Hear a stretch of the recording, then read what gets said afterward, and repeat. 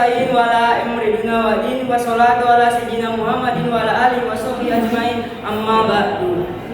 Yang saya hormati Ibu Urfa serta teman-teman yang insya Allah mulia di mata Allah. Pertama-tama marilah kita panjatkan rasa syukur kita kehadirat Allah Subhanahu wa taala karena atas rahmat dan karunia-Nya kita bisa berkumpul di ruang 3 ini, dan juga Ibu Urfa dan teman-teman lainnya mungkin yang dalam kondisi tidak bisa ke kampus, sedang Zoom dalam keadaan sehat walafiat. Mari bersama-sama kita mengucapkan hamdalah. Alhamdulillah. Salawat serta mari kita curahkan kepada junjungan Nabi kita Nabi Muhammad SAW. Mudah-mudahan nanti kita di akhirat bisa berkumpul dengan beliau, bukan hanya di Zoom, tapi kita bisa juga berkumpul di surga bersama beliau. Amin. Amin. Pada kesempatan kali ini izinkan kami menyampaikan sedikit dakwah dengan tema paradigma Qurani dalam kehidupan sehari-hari. Mudah-mudahan apa yang kami sampaikan bisa menjadi pengikat, motivasi, dan tentunya bermanfaat untuk kita semuanya. Amin ya rabbal alamin. Pertama-tama sebelum itu saya ingin memperkenalkan anggota kelompok saya. Kepada anggota kelompok saya dipersilakan maju.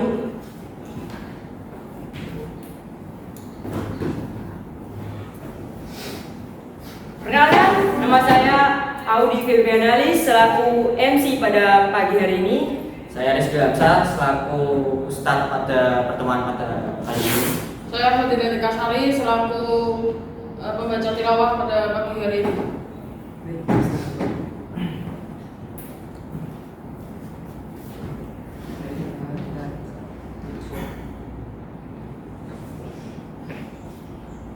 Selanjutnya saya akan membacakan susunan acara. Yang pertama tilawah, yang kedua inti acara atau ceramah, yang ketiga tanya jawab, yang keempat kesimpulan, dan yang terakhir adalah penutupan. Memasuki acara pertama yaitu tilawah yang akan dibacakan oleh saudari saya Fadila. Waktu dan tempat saya persilahkan.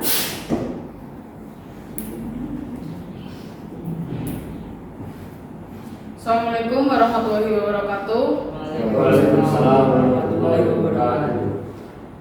A'udzu billahi minasyaitonir rajim. Bismillahirrahmanirrahim.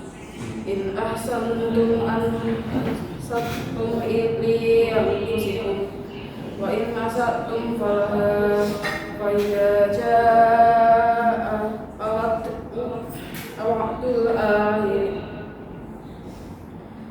waqtul akhirati liyasu wujuhakum waliyadkhulu masjida kama dakhaluhu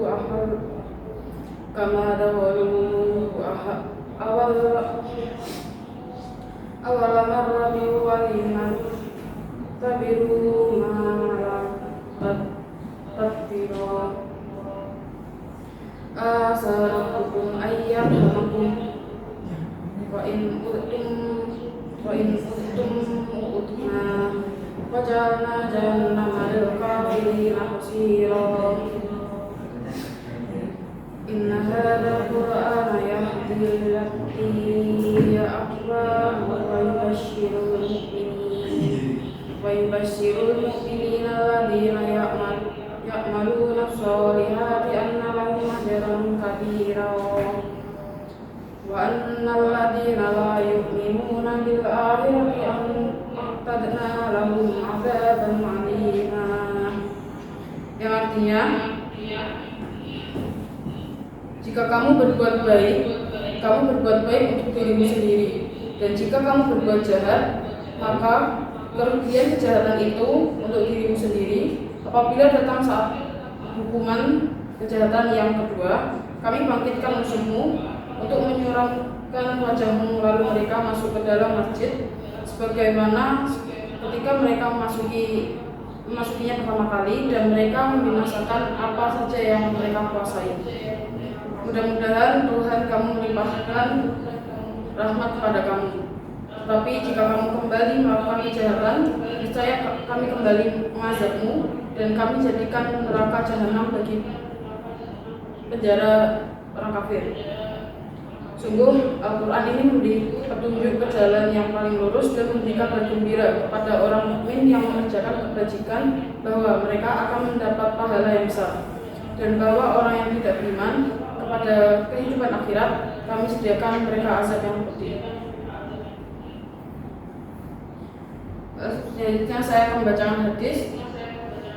Khairukum man ta'allama al-Qur'ana wa 'allamahu, yang artinya sebaik-baik kalian adalah belajar Al-Quran dan mengajarkannya.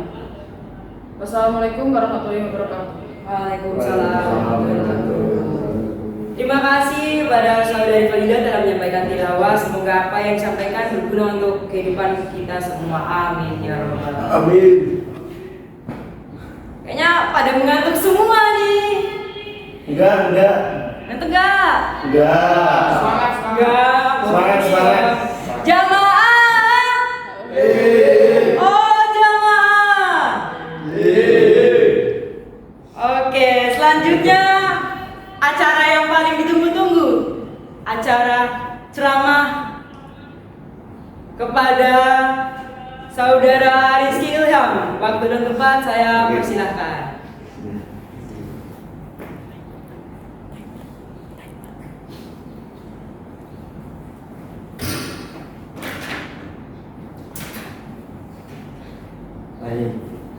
Assalamualaikum warahmatullahi wabarakatuh. Waalaikumsalam warahmatullahi wabarakatuh. Bismillahirrahmanirrahim. Alhamdulillahirabbil alamin. Wassalatu wassalamu ala asrofil anbiya'i wal mursalin wa ala alihi washabbihi ajmain. Amma ba'du. Pertama-tama marilah kita panjatkan puji syukur kehadirat Allah Subhanahu wa taala atas limpahan rahmatnya sehingga kita bisa berkumpul di baik di Zoom maupun di kelas ini dalam keadaan sehat walafiat. Salawat serta salam tak lupa juga kita curahkan pada Nabi agung kita Nabi Muhammad Sallallahu Alaihi Wasallam. Semoga di hari kiamat kelak kita bisa mendapatkan syafaatnya. Amin. Pada pagi hari ini kita akan berdiskusi mengenai yang namanya paradigma Qur'ani. Sebelum kita masuk ke apa itu paradigma Qur'ani,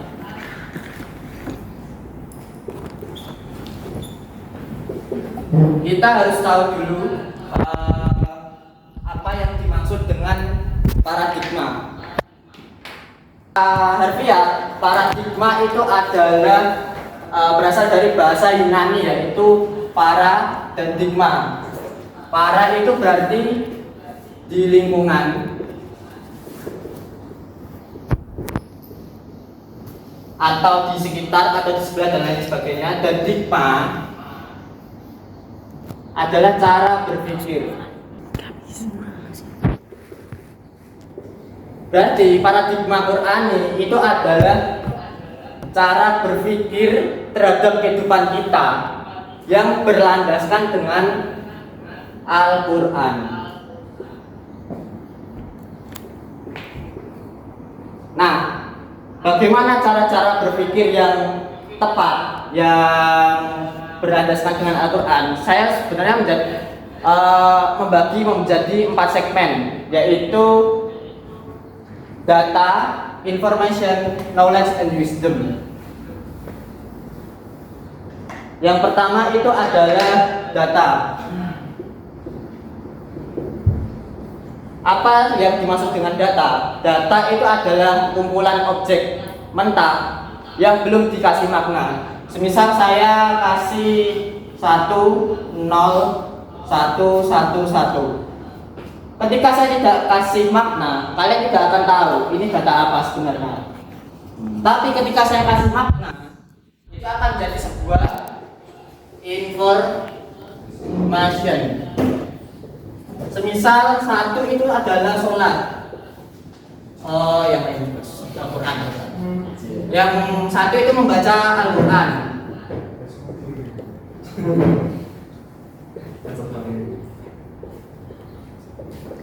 Dan 0 itu tidak. Ini pada hari Rabu kelas B. Berarti pada hari Rabu ini 1 itu mewakili orang yang membaca Al-Quran dan 0 itu yang tidak membaca Al-Quran pada hari Rabu kelas B. Dan information ini itu bisa kita kembangkan menjadi sebuah knowledge.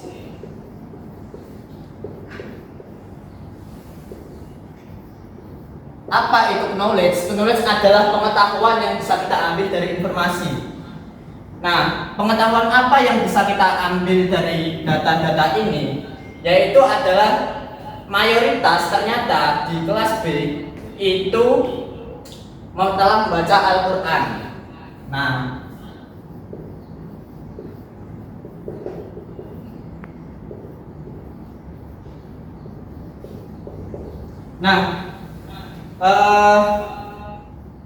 Dan sebanyak 20% ya kalau tidak salah ini 20% ini belum baca Al-Quran, sehingga ketika kita tahu knowledge kita itu bisa menentukan wisdom kita. Wisdom itu apa? Wisdom itu adalah sebuah kebijaksanaan atau keputusan-keputusan yang kita buat sehingga itu akan berdampak ke kehidupan kita. Semisal wisdom ini saya punya data sebagai berikut, dan apa yang mungkin saya lakukan, keputusan yang bisa saya ambil, berarti di mayoritas membaca ini bisa kita tingkatkan lagi. Misal kita tidak hanya membaca Al-Quran, tapi kita mempelajari maknanya, artinya itu apa. Nah, ini adalah menjadi sebuah wisdom. Dan wisdom atau kebijaksanaan yang diulang-ulang itu akan membentuk suatu yang namanya kebiasaan. Dan kebiasaan inilah akan menjadi alam bawah sadar kita, sehingga kita itu tidak sadar. Karena jika kita mengulang-ulang suatu kegiatan dan itu menjadi kebiasaan, secara tidak sadar kita itu akan melakukan hal itu terus-menerus seperti itu. Dan wisdom ini pun juga berhubungan dengan keputusan-keputusan yang kita ambil.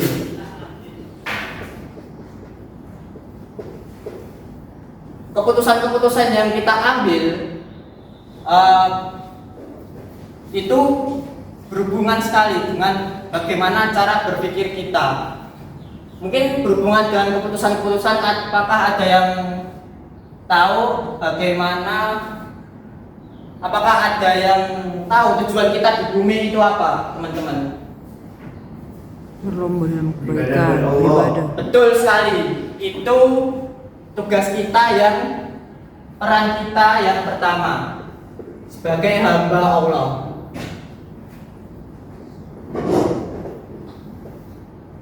Dan tidaklah aku menciptakan jin dan manusia, melainkan hanya dengan jika dia beribadah kepadamu. Itu tugas kita sebagai hamba Allah. Akan tetapi terkadang kita lupa bahwa kita itu punya tugas yang kedua, yaitu sebagai apa? Sebagai khalifah, teman-teman. Khalifah di bumi. Apa maksudnya? Khalifah itu adalah sebagai pemimpin. Pemimpin, kalau setidaknya kita tidak memimpin suatu kaum, kita memimpin diri sendiri kita. Dan seorang pemimpin itu punya 3 komponen. Punya 3 komponen seorang pemimpin. Yaitu yang pertama itu apa? Yang pertama itu adalah identitas. Yang pertama itu adalah identitas. Bagaimana cara, apakah kita ini orang itu bagaimana? Semisal kita ingin dikenal sebagai apa, itu adalah sebagai identitas. Agar tujuannya apa? Tujuannya kita percaya pada diri sendiri kita. Semisal seorang presiden, dia ingin dikenal sebagai orang yang ramah hati. Dia akan terus melakukan perbuatan atau perilaku yang menarik simpati dari rakyatnya, sehingga rakyatnya itu bisa percaya kepada yang pada pemimpinnya. Dan pemimpin itu ketika sudah dipercayai oleh rakyatnya, itu akan lebih mudah untuk memimpinnya. Begitu juga dengan diri kita. Diri kita itu kita ingin dikenal sebagai apa? Semisal kita ingin dikenal sebagai engineer atau kita ingin dikenal sebagai orang yang smart, kita akan terus melakukan hal yang untuk mencapai tujuan itu sebagai brandingan kita. Sebagai misal kita ingin dikenal sebagai orang yang pintar, maka kita ingin terus belajar dan belajar sehingga kita bisa percaya pada diri sendiri. Dan intinya kita tidak menggantungkan keputusan-keputusan itu terhadap orang lain. Karena seorang pemimpin itu tidak menggantungkan diri kepada orang lain. Dia punya cara berpikirnya diri sendiri. Yang kedua, itu adalah otoritas. Otoritas itu adalah hak kita untuk mencapai atau membuat suatu keputusan. Nah, ini hubungannya dengan yang tadi, keputusan yang tadi. Semisal kita ambil contoh seorang presiden juga. Seorang presiden itu punya otoritas. Dan otoritas itu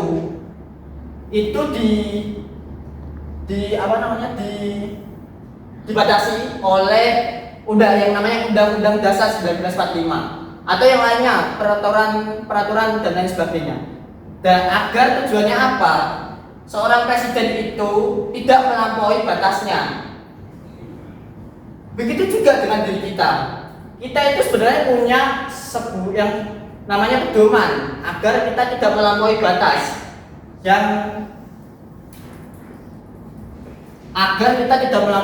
Yaitu Al-Quran. Al-Quran ini sebagai batas kita dalam bertindak dan bertanduk, sehingga Al-Quran bisa dijadikan landasan dalam berpikir seorang pemimpin.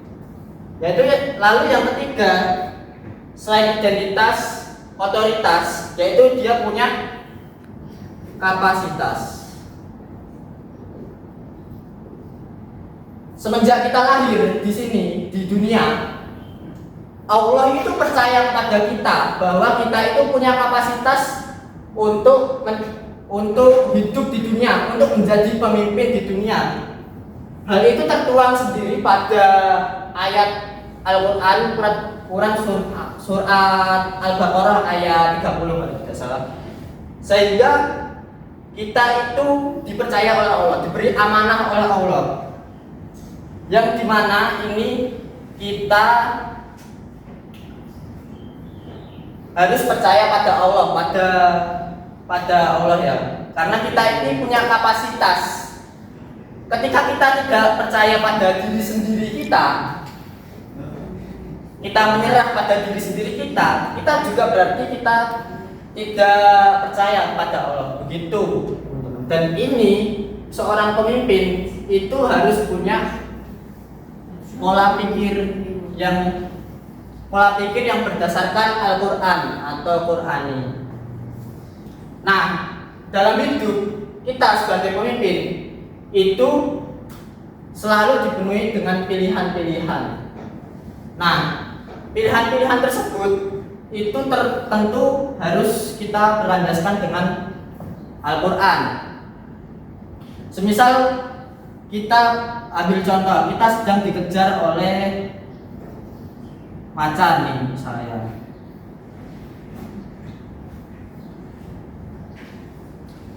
Ini kita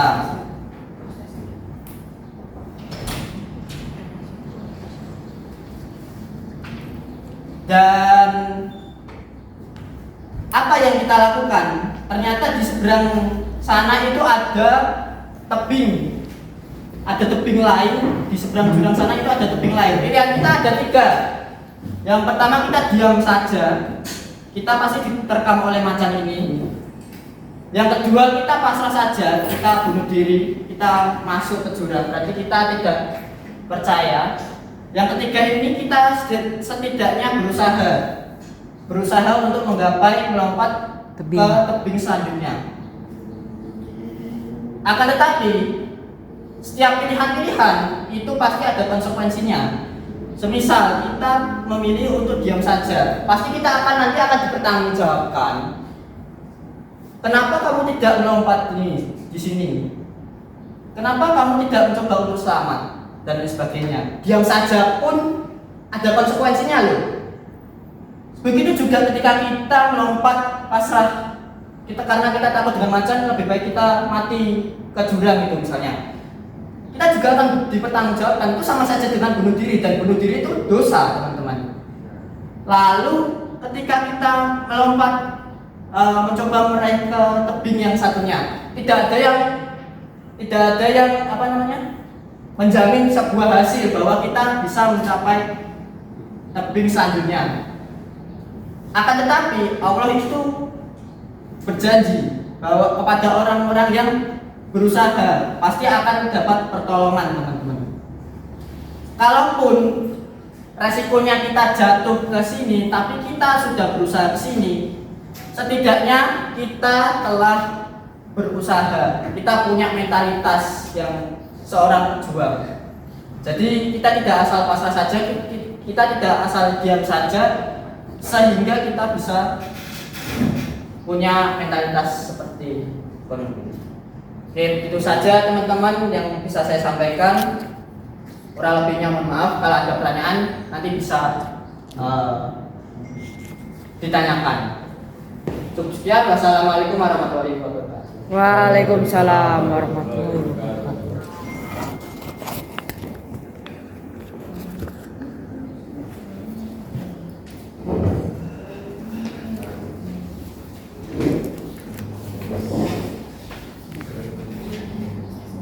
Terima kasih Saudara Rizky Ilham telah menyampaikan ceramah. Semoga apa yang beliau sampaikan menjadi ilmu yang bermanfaat, menambah keimanan serta amal dalam kehidupan kita sehari-hari. Amin ya rabbal alamin.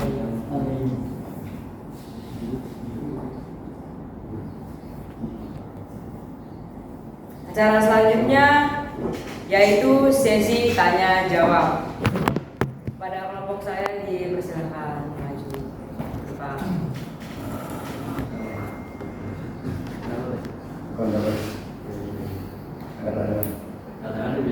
Boleh. Kami membuka 3 penanya di awal. Bagi yang ingin bertanya silakan mengangkat tangan. Siap. Pada Mas Yasin silakan. Ya, tadi kan Mas Ilham menyampaikan tugas kedua manusia di dunia adalah menjadi khalifah. Betul. Baik bagi orang lain maupun untuk diri sendiri. Betul. Terus contoh kita menjadi khalifah untuk orang lain di dunia kampus juga. Dunia kampus ya. Terima kasih. Banyak contohnya. Semisal kita punya sebuah project, dan project ini adalah misal kita membuat penerangan jalan umum yang dimana akan di-apply ke desa terpencil, misalnya tidak ada penerangan jalan umum. Nah, ketika kita sudah apply PJU tersebut ke penerangan jalan umum dan masyarakat desa merasakan kebermanfaatannya, itu menjadi sebuah pencapaian dan kita sudah memenuhi tugas kita sebagai seorang pemimpin, karena seorang pemimpin itu tidak harus secara formal itu memimpin suatu misal dekan atau apa, tidak. Seorang pemimpin itu setidaknya memberikan manfaat kepada khalayak ramai. Semisal kan orang desa menjadi terbantu dengan penerangan jalan umum tersebut, dan jalan umum tersebut bisa dilalui oleh orang ketika malam hari. Kita mendapatkan pahala tentu. Nah, seperti itu. Apakah menjawab? Ya, menjawab. Baik. Terima kasih. Pada pertanyaan selanjutnya silakan majukan tangan. Yang di Zoom apakah ada yang ingin bertanya?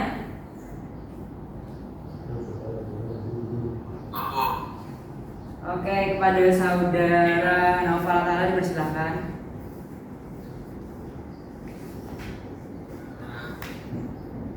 Ini kalau diimplementasikan di era modern bagaimana ya? Soalnya kalau rasa kalau ada globalisasi, globalisasi segala macam ya. paradigma Qurani di era modern gimana ya? Terima kasih. Oke. Terima kasih pertanyaannya. Bagaimana cara diterapkan di dunia modern? Nah, sebenarnya Al-Quran sendiri itu menyuruh kita untuk mengembangkan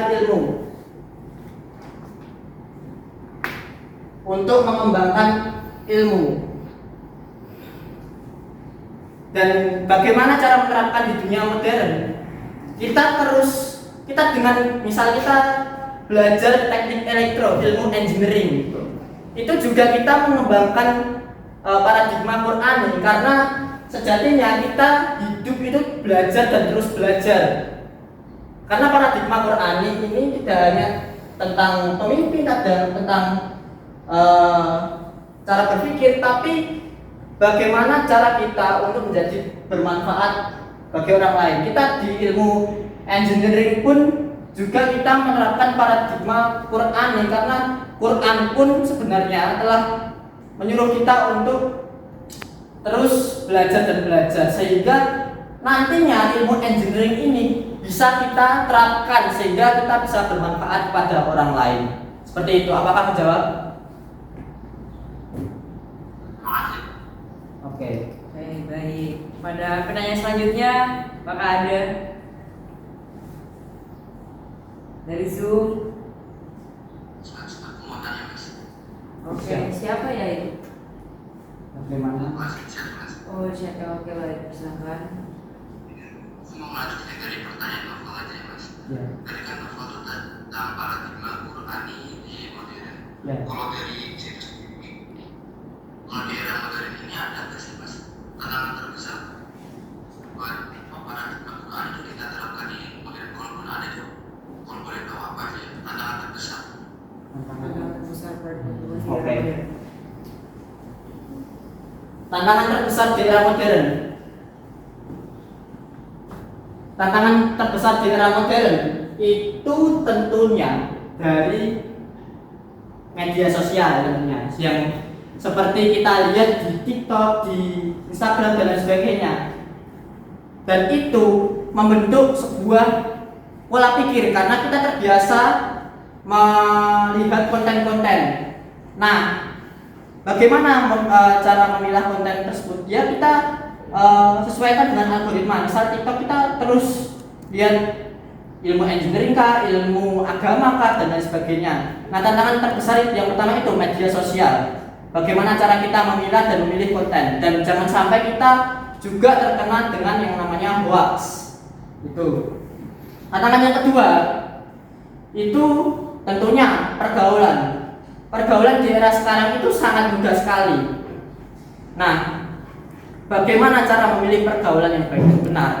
Tentunya dengan kita memahami Al-Quran, sehingga kita bisa tahu nih pergaulan seperti apa yang sehat, pergaulan seperti apa yang untuk bisa kita mengembangkan diri kita. Nah, ngomong tentang pergaulan pun juga kita harus memilah dan memilih. Misal ketika kita masuk ke suatu pergaulan dan pergaulan tersebut itu dalam tanda kutip rusak. Nah, itu kita sebagai pemimpin diri sendiri, kita bisa memilih antara dua, yaitu stay di sana untuk kita tetap tetap mendakwahi atau mengingatkan orang-orang pergaulan tersebut, tapi dengan resiko kita malah ikut tergerus ke arah pergaulan tersebut. Yang kedua itu kita cabut saja dari pergaulan tersebut. Tapi resikonya orang-orang di sini pasti malah makin tersesat. Begitu. Setiap keputusan itu pasti ada resikonya. Begitu. Apakah menjawab? Jawab mas, terima kasih mas. Baik. Udah ada 3 pertanyaan nih. Apakah masih ada yang ingin menanya? Dari ruang kelas sendiri bagaimana teman-teman yang lain, ada yang ingin bertanya? Cukup. Dari Zoom sendiri bagaimana? Oh, saya ingin bertanya mas. Siap. Ya, dengan siapa? Kenalkan diri. Raffi. Oh, Raffi ya. Bagaimana Raffi? Ya, sebelumnya aku mau izin bertanya terkait yaitu paradigma. Sebenarnya kan dengan paradigma sendiri dan pengertiannya kan kayak cara pandang berpikir berdasarkan nilai-nilai dan ajaran Al-Quran ya. Nah, itu tuh bagaimana sih anak-anak sekarang tuh bisa kita kasih ini Bagaimana? Bisa diulangi saudara Raffi? ya itu biar kita sesuai dengan ajaran aja gimana? Oh, anak-anak sekarang bagaimana cara kita menyesuaikan diri dengan pergaulan zaman sekarang? Oh, cara menyesuaikan ya tentunya misal kita di modernisasi kita tidak di modern ini kita tidak bisa menyangkal yang namanya modernisasi dan kita harus tetap menyesuaikan mengikuti perkembangan zaman tapi tetap dengan ajaran-ajaran Al-Quran bagaimana sesuai dengan firman Allah ataupun hadis-hadis Nabi selama itu tidak melenceng itu tidak apa-apa teman-teman selama itu tidak melanggar syariat Islam itu sebenarnya tidak apa-apa kita mengikuti perkembangan zaman misal kita dakwah secara online misalnya kita dakwah kita upload ke Instagram atau kita memberikan edukasi kepada teman-teman kita itu kan termasuk kita mengikuti perkembangan zaman. Nah, sebenarnya kalau kita tidak misal menyebarkan hoax atau dan lain sebagainya, berbohong dan untuk menipu dan lain sebagainya itu tidak masalah, asalkan dengan masih dalam batas wajar. Misal kita ingin sharing dan lain sebagainya itu tidak masalah, asal kita tahu batasan kita. Seperti itu, apakah menjawab?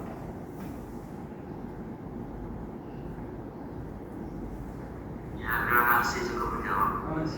Sudah ada 4 pertanyaan. Saya membuka satu sesi pertanyaan lagi sebelum penutupan. Bagaimana? Apakah ada yang ingin bertanya?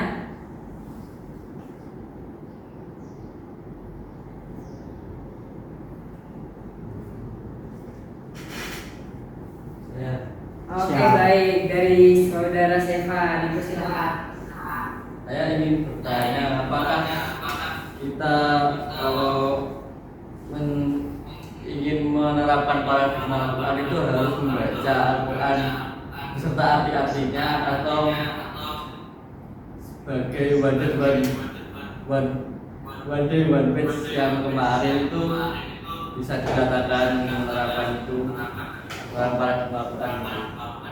Soalnya saya kemarin cuma baca aja nggak baca artinya. Oke. Terima kasih. Pertanyaan yang bagus sekali. Apakah kita harus mempelajari maknanya? Seperti pada kemarin kan kita hanya membaca Al-Qur'annya, satu halaman, satu page ya. Yeah. Nah, sebenarnya tidak harus teman-teman. Kita dengan membaca Al-Qur'an saja. Kita hanya dengan membaca Al-Qur'an saja itu sebenarnya sudah menerapkan paradigma Quran. Karena apa? Kita menerapkan apa yang dilakukan oleh Nabi Muhammad yang membaca Al-Quran dan sebagainya, sehingga kita ini bisa menarik kesimpulan dari situ. Nah, misal hanya membaca Al-Quran. Nah, ini kan kita punya knowledge di sini. Nah, dan wisdom kita itu tadi membaca Al-Quran dan ini menjadi kebiasaan. Kan sejatinya manusia itu terus berkembang dan berkembang. Itu semisal kita hanya membaca satu halaman per satu hari misalnya kan, itu baru step pertama cara berpikir kita, sehingga itu akan menjadikan kebiasaan dan alam bawah sadar kita. Dan untuk pengembangan diri kita bisa membaca artinya. Untuk apa? Untuk memahami maknanya. Sebenarnya itu sudah termasuk paradigma Qur'ani, karena kita ini sudah punya data, information, knowledge, dan wisdom. Wisdom kita itu membaca Al-Quran one day one page untuk setidaknya kita satu step untuk lebih berkembang ke arah yang lebih baik. Begitu. Apakah menjawab? Jawab, Mas. Oke, siap. Hai. Sesi tanya jawab saya tutup karena sudah ada 5 penanya. Pada kelompok saya silakan maju. Terima kasih sebelumnya kepada para penanya tadi. Semoga pertanyaan-pertanyaan yang diajukan dan dijawab oleh Mas Rizky Ilham dapat memberikan jawaban untuk teman-teman semuanya. Amin. Amin. Amin. Memasuki acara terakhir, saya ingin menyampaikan kesimpulan dari isi topik ceramah tentang paradigma Qurani ini, yaitu paradigma Qurani mengajarkan kita untuk hidup dengan adil, penuh kasih sayang dan saling menolong dalam kebaikan. Jika nilai-nilai Al-Quran ini kita pegang teguh, insya Allah kita dapat mewujudkan dunia yang damai, aman, dan sejahtera. Semoga kita semua istiqomah menjalankannya dalam kehidupan kita sehari-hari. Amin ya Rabbal Alamin. Jamaah. Oh jamaah. Alhamdulillah. Alhamdulillahirabbil alamin. Tidak terasa kita sudah sampai di penghujung acara. Sebelumnya mohon maaf apabila kami ada salah kurang kata, mohon dimaafkan. Sesungguhnya Allah Maha Pemaaf bagi umatnya. Sekian dari kami kelompok 5. Apabila ada salah kata mohon maaf. Wassalamualaikum warahmatullahi wabarakatuh. Waalaikumsalam warahmatullahi wabarakatuh.